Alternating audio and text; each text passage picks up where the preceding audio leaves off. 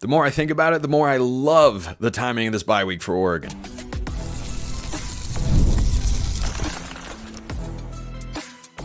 You are Locked On Ducks, your daily podcast on the Oregon Ducks, part of the Locked On Podcast Network, your team every day. Yes, it is that time. Once again for Locked On Ducks, I'm your host, Spencer McLaughlin. Thank you so much for making this your first listen or your first view of the day, part of the Locked On Podcast Network, your team every day, and your number one source to stay up to date with all things Ducks. Today's episode is brought to you by our friends over at FanDuel. Now through September 22nd, all customers can bet $5 at FanDuel and get a 3-week free trial of NFL Sunday Ticket from YouTube and YouTube TV. Visit FanDuel.com to get started. Which position group has been the best surprise?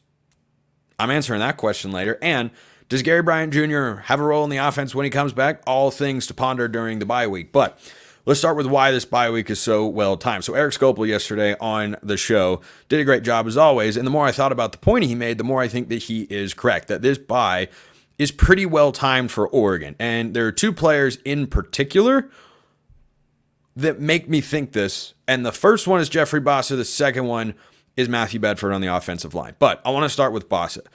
This is a guy who last year was one of Oregon's leading tacklers, was second team All Pac-12 at linebacker, was the leader of last year's defense, which was dramatically improved from the defense from a year ago. He himself improving his play on the field was a big reason why.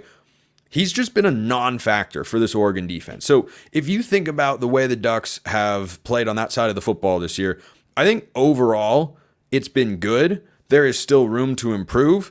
They weren't good situationally against Oregon State, but they were dominant in the second half. They weren't great on the ground defending Ashton Jeanty. There were a couple plays really that just kind of broke free, but as I said with Eric yesterday, do you think Ohio State allows him to go for 193 and 3 touchdowns if he's running in the horseshoe? Probably not. So there are still areas where I feel like this Oregon defense can improve, but they got the stop when they needed to against Boise State. They made a couple of plays. Their pass defense has been really good. They didn't allow Oregon State to score a point in the second half. They held Idaho scoreless for the first half, and the only reason they got one touchdown was a trick play when they never should have had the ball because Oregon couldn't pick up a yard in the first game of the season. So I like where the defense is at.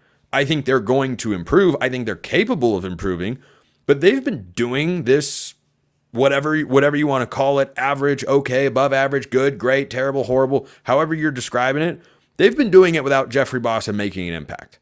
He and Devin Jackson have the same number of tackles this year with 10, which is fine, but that's not a huge number. That's not what Jeffrey Bassa typically puts out. And when you think about what he's done this year, ask yourself this question. What has been Jeffrey Bassa's singularly most impactful play or sequence for the Oregon defense this year? I'd say he came in on a third down against Oregon State last week, and then the defense ended up getting a stop, and he had a good sequence in coverage. That's great. He had a game last year against Utah where he took over defensively. He had 2 interceptions. He was generating pressure. He's making tackles in the hole. Like, he was everywhere. He's had games where he has been just relentless in his impact on the game, whereas this year, I think my impressions of him so far are that he's been out of position a couple times, and he's missed a couple tackles that we're used to seeing him make. And I don't think he's 100%. He got dinged up against Idaho. He played a limited snap count. He was on a snap count against Oregon State. And I think that's the guy who singularly benefits the most from having the bye week right now. And I think that's a great thing for Oregon because Bryce Betcher is playing out of his mind. He is playing out of his mind, and it's awesome. It's phenomenally great. Betcher's a stud. I love his energy. He loves Oregon. He's an Oregon kid. Everything about Bryce Betcher rocks. 2-sport athlete, the whole 9 yards. I'm all in on Bryce Betcher, and he's been great. I think for this Oregon defense to play at its best, they need Jeffrey Bassa for 2 reasons. Number one, he's an impact player. He's the sort of guy that when he steps on the field, he can make impact sequences where he's disrupting what the defense wants to do, whether that's pressuring the quarterback, forcing bad throws. Sorry, I said he had 2 interceptions against Utah. I just realized that I said that. Tysheem Johnson had the 2 interceptions. He forced one of them, though, with the way that he played blitzing Bryson Barnes in the pocket, keeping him there, forcing him to throw off his back foot. He's valuable as a quarterback spy. He's valuable as a blitzer. And perhaps most importantly, he's the leader of that defense. I actually can't believe I made that slip. I don't really know how that happened, but you know what? Such is the way that it goes, and well, we're here. And I'm sure some of you noticed in the comment section, but that's okay. So I think Oregon needs Jeffrey Bassa to get back to full strength. I think they need his leadership to be out there on the field because somebody else is then giving the signals, and you have that increased level of importance for the guy who's the quote-unquote quarterback of the defense because you have the helmet-to-helmet communications. So when Tosh Lupoy is telling him things, or if Dan Lanning's telling him things like, hey, watch for this, hey, make sure you get into this play, or make sure you've got this coverage, make sure this guy knows this, he's the guy organizing everybody. So I think he's the most important player to get right during the bye, and hopefully he comes back and looks more like himself next Saturday when Oregon travels to Los Angeles to play UCLA, who Oregon should blow out. If Jeff Bassa is still not fully healthy by the UCLA game, just like the Beavs matchup, Oregon shouldn't need him much because, if at all, UCLA is not good. I didn't think they were good coming into this year. They're bad. Indiana, with a first-year head coach off 3-9 season, I think last year, 3-9, 2-10. They've got a solid quarterback from the Mid-American Conference in Curtis Rourke, but they went into Los Angeles and blasted the Bruins 42-13. Oregon's got the talent advantage everywhere you look, including and especially the coaching staff. But in the long run, I'm looking ahead to Michigan State, who's off to a good start, and I'm looking ahead, of course, to Ohio State. I think Oregon, to be at their best, needs Jeff Bassa back at full strength. So that's the first reason why the bye is well-timed. Second reason is the Matthew Bedford element. And there are two sides to this coin. The first side is Matthew Bedford hasn't been fully healthy, and you give him time to fully rest up. But the other, perhaps more interesting side of the coin is, where does he fit along the offensive line? Is he going to automatically fit in? That's a pretty significant question to ask, but getting to figure that out during the bye week is probably one of the biggest questions that Oregon is answering at practice this week. Now, Dan Lanning's not going to tell anybody anything, and Lanning had if you missed it, Lanning had kind of a funny quote. He wasn't trying to be funny. I don't know if he's ever, trying to be funny. Like, he's just a very serious guy in his press conferences, and that's fine. Like, I think Lanning's pressers are what they are, and there's no problem with it. But someone asked him, mistakenly, of course, this being your first road game, are you guys doing anything different? And he said, well, it's not our first road game. We had one last week.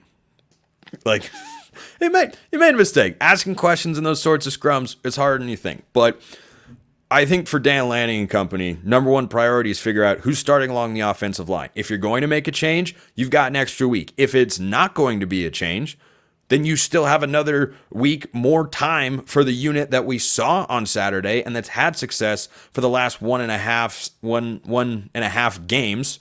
I was about to say quarters, then halves, but we got there eventually. 1.5 games, second half of Boise State and all of Oregon State. You have more time for that unit to gel up front, to make sure they understand their calls, to work with Dylan Gabriel and everything that an offensive line needs to do. So twofold reason why I think this bye week is really, really well timed. And I hope Jeff Bassa gets back to full health because this is his last season of college football. And I want him to go out and prove that he's capable of making an NFL roster because I think he can prove that. But most importantly for Oregon, I want him to shine this season because I think that's when the defense is truly at its best, is when Jeff Bassa is out there communicating, orchestrating, and making plays. And I think Oregon's defense has missed that so far, and it'll be a welcome sight once he gets back. Let me know your thoughts in the YouTube comments or hit me up on X, formerly known as Twitter. Which position group has been the best surprise? Which is, like a positive kind, not the, oh my gosh, the offensive line isn't any good. No. We're keeping it positive on today's show. That's coming up next. Coming up right now, FanDuel, of course. You've heard us talk a lot about FanDuel, which is America's #1 sportsbook. Well, we have something a little different for you. Now, through September 22nd, all FanDuel customers can bet just $5 and get a 3-week free trial of NFL Sunday Ticket from YouTube and YouTube TV. Then, with a YouTube TV base plan, you'll be able to watch every regular season Sunday afternoon out-of-market game. All you need is a Google account and a current form of payment, and you can cancel anytime. If you want to bet Oregon games, whether that's against the Ducks because you don't think they're any good, or with the Ducks because you think they're the greatest team on planet Earth, or somewhere in between, or any other college football spread, FanDuel is where to go. Just visit FanDuel.com to download America's #1 sportsbook. FanDuel.com, that's where you go. College football, any sport, They've got it. FanDuel, that's the place to go. FanDuel.com. Go download America's #1 sportsbook. Then, when you're done with that, go check out Roy. So, guess what, Locked On Duck fans? Have you heard about Roy? Maybe not. Guess what? Now you have. It stands for Return on You, and it's a new platform that lets you, the fans, get involved in NIL like never before by allowing you to make contributions directly to your favorite athletes. Here's why Roy is different. You directly support players. Roy allows fans to directly back their favorite college athletes. With Roy, fans can play a key role in shaping the future of their favorite teams while athletes maximize their NIL potential. Download Roy for iOS or Android, enter referral code LOCKEDON, and you'll automatically be entered into a sweepstakes to get $5,000 cash, which is great in addition to being able to support your favorite college athletes. Visit joinroy.com for additional details. No purchase necessary, void where prohibited. Get off the sidelines and into the NIL game with Roy.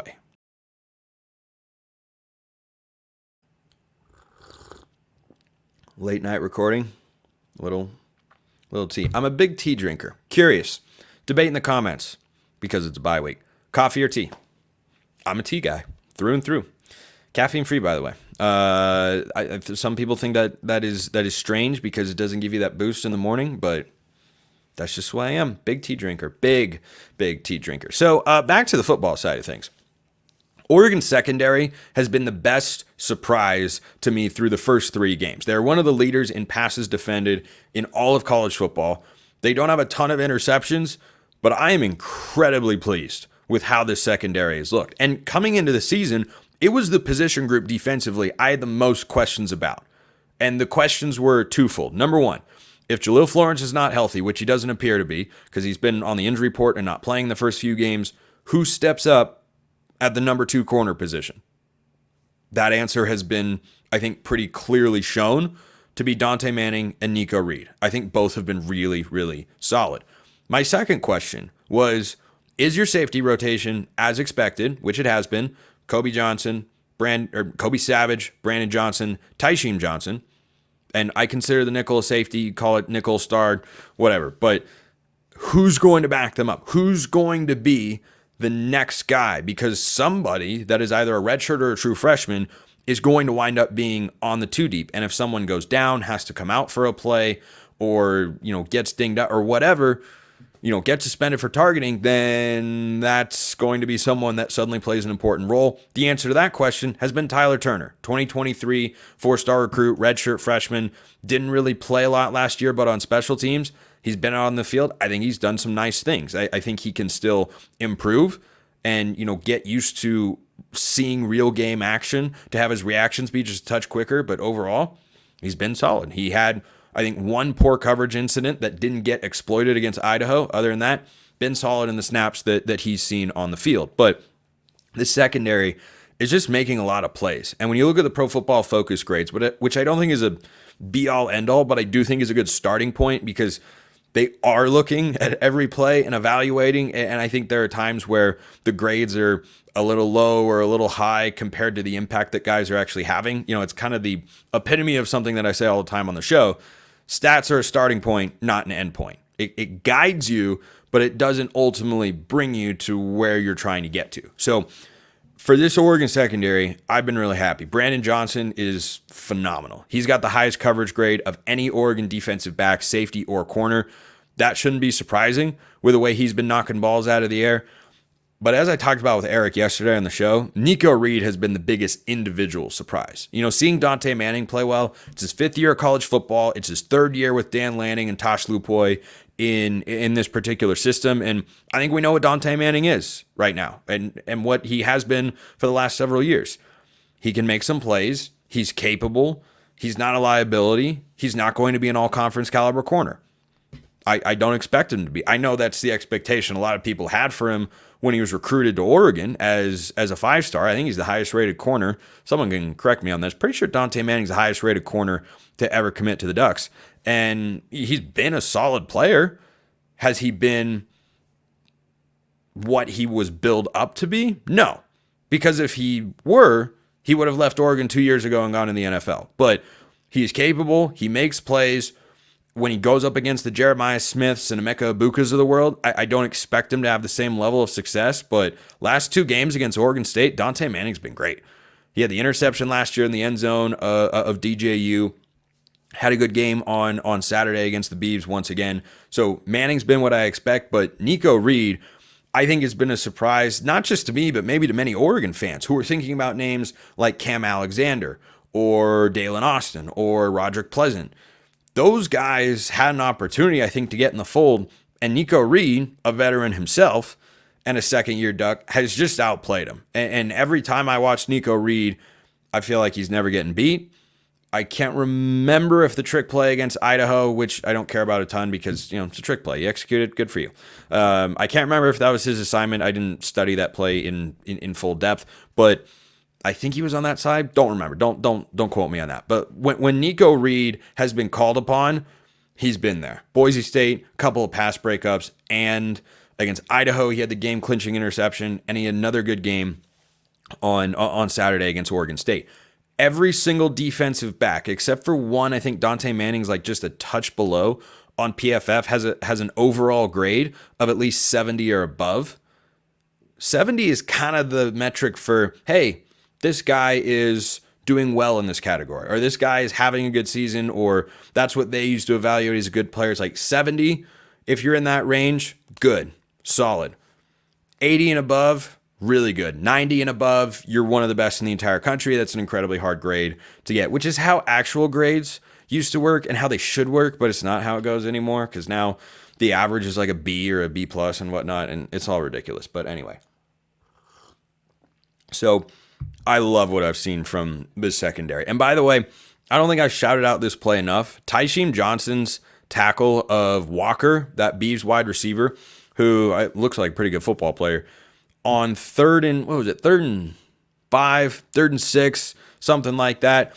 I remember watching that on TV, and it was a good play design from the Oregon State offensive coordinator, whose name is escaping me right now. He was under Chip Kelly at UCLA as a tight ends coach, I think. And he calls a play, and you see him running, and I'm going, oh gosh, that's going to be a first down, another 3rd down conversion. Oregon State's going to run more time off the clock.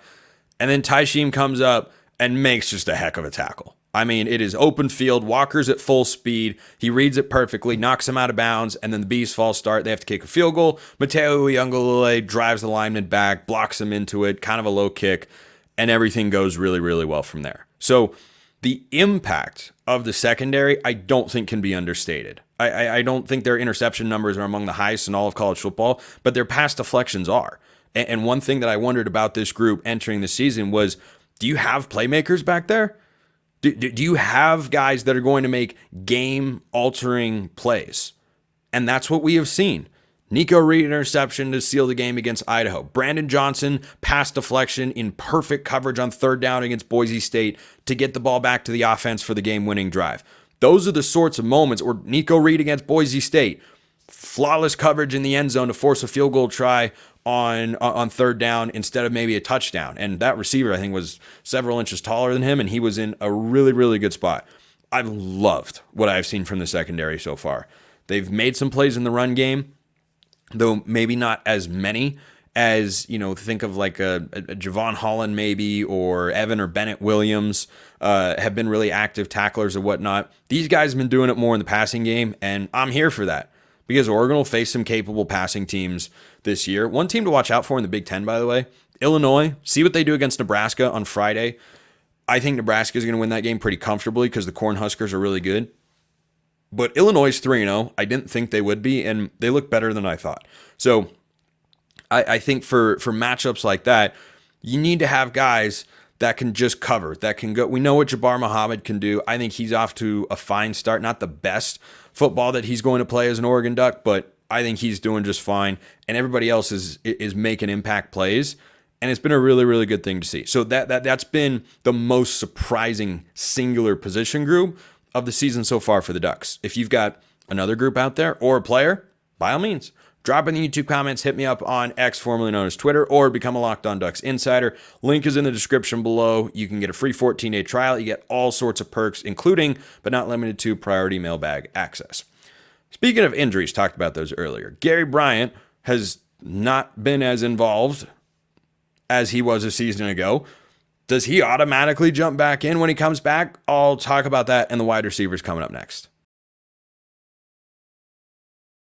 First, I want to tell you all about Game Time. Game Time has a new feature called Game Time Picks that makes getting tickets for your favorite live events even easier. That's what they're all about. Game Time Picks filters out the fluff to show you only incredible deals on great seats so you don't have to waste time searching through thousands of tickets. Curation makes it easier to save more on sports, concerts, comedy, theater, whatever you're looking for. Game Time has got it. You get a panoramic view from your seat in the app before you buy, so you know exactly what to expect. They have their lowest price guarantee, or Game Time will credit you 110% of the difference. And their ticket coverage is the best in the ticketing industry. Take the guesswork out of buying tickets with Game Time. Download the Game Time app, create an account, use code LOCKEDONCollege for $20 off your first purchase. Terms apply. Again, create an account, redeem code LOCKEDONCOLLEGE.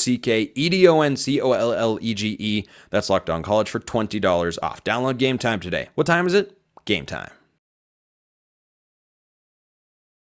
All right, let's wrap up today talking about Gary Bryant Jr. So I love this Oregon receiving core. Gary Bryant Jr., I thought coming into this year was tied for third, but maybe closer to fourth in the wide receiver lineup. And he's been dinged up, hasn't really played. Whenever he gets back and is fully healthy, does he have a role waiting for him? I don't know the answer to that question. I think he'll see the field. I think Kyler Casper's taken a good number of his snaps, and I love seeing Casper on the field because he brings something that, frankly, no receiver at Oregon does. I think Trayshawn Holden could a little, but Casper's like 6'5", 6'6", and on the touchdown incomplete pass to Tez Johnson that Dylan Gabriel missed, that was a bunch to the top, to the wide side of the field, and to the short side, they'd set up a 1v1 for Kyler Casper as basically a goal line specialist. And I'm here for it. That's one of the things that I think drew Oregon fans and myself to him as a recruit coming out of high school. But when you look at how this Oregon offense played this past week, I can see Gary Bryant Jr. getting some reps. I don't know that it'll be the same as it was a year ago, where he's essentially matching the number of catches that Trayshawn Holden has. I think Gabriel and Holden have found some nice chemistry, and Trayshawn Holden has, I think, really showcased what he's been capable of since he came to Oregon. He's just been, kind of stuck behind some really talented receivers, but this is a good problem overall for Oregon to have. It's that you've got a talented receiver in Gary Bryant, who is a talented recruit, pretty highly coveted transfer, was productive for Oregon last year, made some big plays. You think about that run he had in Tempe against the Sun Devils when he catches a swing pass on the RPO, spins away from one, spins away from two more guys. They run into each other, and then he takes a 75-yard touchdown. Like, he's an explosive football player. But ask yourself this question. Who is he going to replace from a target standpoint once he gets back? It might just be he chips in a little bit, or Tez Johnson, comes out and Bryant goes in because he can play in the slot really well. I don't think he's going to, come in and dramatically shift the makeup of who Dylan Gabriel's throwing the football to. I don't think Oregon needs that, but this is a good problem to have because you have a guy that if he were one of your starting, 3 or 4 receivers, you'd feel good about your wide receiving core. Loved Oregon's receivers last year. Gary Bryant Jr. was number 4 guy. And this year it feels like Gabriel, is certainly looking to Terrence Ferguson, who's the Ducks' second leading receiver, more than he did, or more than Bo Nix did a little bit last year. And I think that's great. But if they bring Gary Bryant back and, they feel like they want to have Trayshawn Holden not get as many reps, like, okay, I see that, but what about Trayshawn Holden's first few games makes you think, yeah, he needs to have his playing time cut back? Yeah, no, I don't. I think Gary Bryant Jr. is better. Like, I like both of them. They're kind of similar guys. Holden's got a bigger body, so I think he brings more to the table offensively as a receiver. But, if you think about those goal line situations, you're not going to put Gary Bryant Jr. in there for Kyler Casper. That's what Casper is in there for. So he'd be in for probably Trayshawn or Tez, because between those two guys and Evan Stewart is a crazy route runner. If you go look at Evan Stewart's, you can just find the highlight on YouTube. You don't have to have access to the All-22 or anything. Evan Stewart, I think his first catch, maybe his second, he has one where Oregon is going left on the television screen, and I think the Beavs are sitting in a zone coverage. He drives to the top of the route and then stops on a dime and creates about 6 yards of separation with the Oregon State DB. Evan Stewart is every bit the route runner that people like me hyped him up to be when he transferred to Oregon from Texas A&M this offseason. I think he's been phenomenal, and I can't see Gary Bryant going in for him. And Tez is the number one receiver on this team, and Trayshawn Holden's been magnificent. Good issue to have to deal with, but I don't know if upon returning, Gary Bryant's got a role. And last year, he was a kick returner. Noah Whittington took Oregon's first kickoff to the house since, I think, McHale Wright, 2019 was the last one. Somebody can fact check me on that. But Whittington looks really good, and I think he should be back there returning kicks, and it's a great role for him to have. And I didn't think that Gary Bryant was exceptionally prolific in that role last season. So I like that Whittington's back there, and you have a little bit of an explosive element in the return game. So I don't know where he fits or how he fits into the rotation once he gets back fully healthy. I presume he'll have a role because it's not as if the staff doesn't like him or that we haven't seen him get worked in to a 4-man wide receiver rotation primarily, with Casper kind of being the 5th guy in there. I just don't know how big that role is going to be because, he hasn't been there. The offense has started clicking, and Gabriel, look, he'll spread the ball around. I think it'll come down to the coaching staff because Gabriel's going to spread the ball around to whoever is out there. And that's what he's doing a really, really good job of, and why it was such a fun offensive performance to watch on Saturday. But sometimes Gary Bryant Jr. has been a gadget guy or a quick hitter guy. You can do that with Trayshawn Holden. Had a 21-yard run on the end around yesterday when they faked the counter inside and just flipped it to him on the reverse. They did that to Gary Bryant last year against Washington State.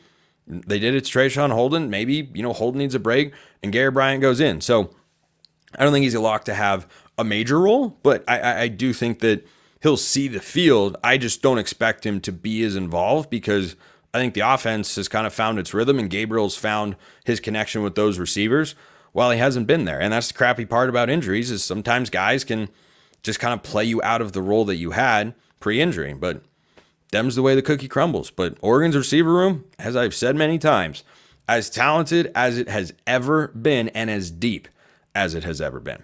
Thanks for making this your first listen. Go make Locked On College Football your second. I host over there, giving you the biggest stories in the greatest sport on planet Earth, which, gosh, it's so great to have it in season because, Oregon doesn't have a game this week, but a lot of other people do, and it's going to be very fun. And I've got you covered always. Appreciate everyone listening. I'll see you next time. Have a wonderful rest of your day, and go Ducks.